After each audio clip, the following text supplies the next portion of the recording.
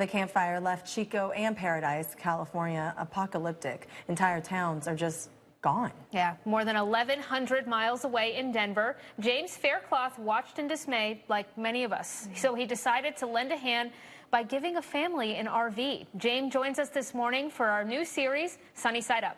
During our series, we'll feature people going over and beyond when Mother Nature is at her worst.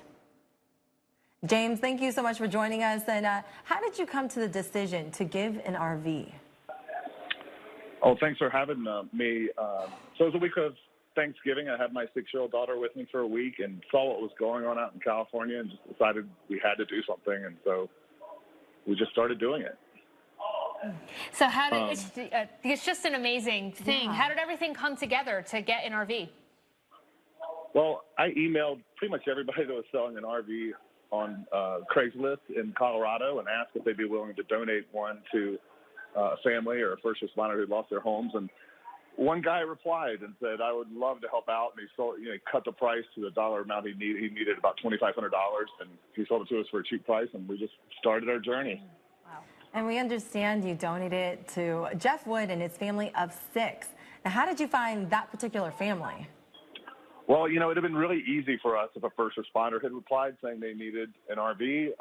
But of course, that didn't happen. I guess they'd all been kind of taken care of, and we've actually found some since. But Jeff reached out, and actually somebody who was sheltering him after they lost their home reached out and told me what a beautiful family they were. They had an 8-week-old baby, and Jeff was commuting about an hour to his work, and he really wanted to keep us because he wanted to keep his family together. And a lot of families have to split up, and I really wanted to help a young guy trying to keep his family intact because, I know firsthand how hard that can be to do. That's just so awesome. So beautiful. I'm really glad to hear that. And you did this over the Thanksgiving holiday. So you and your daughter packed up and headed west. What was it like seeing the devastation from the campfire? I was blown away. I'd done some work with refugees in Greece, and they just have this look. Anyone who's gone through kind of serious trauma has a look in their eye, and it's really sad to see. And everyone in this community has that look of trauma.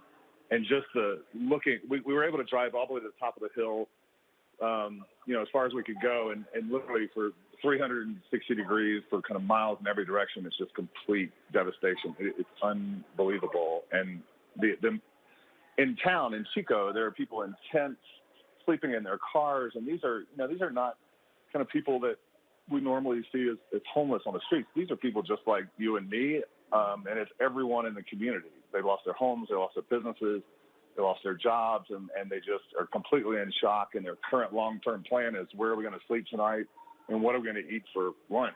It's really sad and scary, frankly. And it's a beautiful example that you're setting for not just adults, but also for children. What do you think this taught your daughter in particular? We've seen some adorable images of her on the trip. Well, she's something else, and really kind of inspires me every day to get up and do something good, or try to. And when I told her we were going to do this, she said, Dad, God and Santa Claus is going to be really proud of us. So I think she's right about that. So cute. I love it. And of course, this isn't the only family that you've helped, right? You've actually helped others since then. Can you tell us a little bit about that?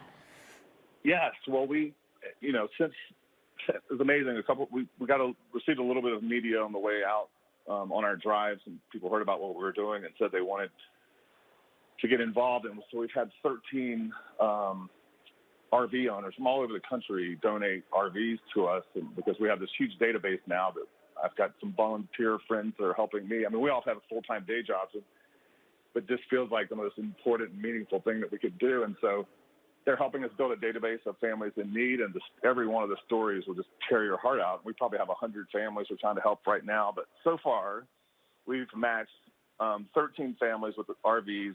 And that's 55 people, 26 children, 29 adults, 4 single moms, 3 veterans, and 3 medical cases. And today we left Friday after work and drove from Colorado with a couple of volunteers, and we were pulling a 5th-wheel RV, and we're taking it to a veteran who has a family of 5 who's been living in his car and on friends' couches for the last 2 weeks, and we're going to deliver it to him, and we just can't wait.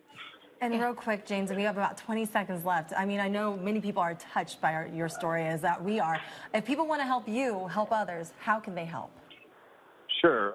We have a GoFundMe on my Facebook page. It's James Faircloth. And then we also have a Gmail address. It's RV, the number 4, campfirefamily@gmail.com. Excellent. James, thank you so much for joining us. This story truly is an inspiration. I mean, I have chills, I know, exactly. listening to this. Oh, my gosh. Thank you so much. We really appreciate everything you're doing. Best of luck with the rest of the campaign. Absolutely beautiful. We have more.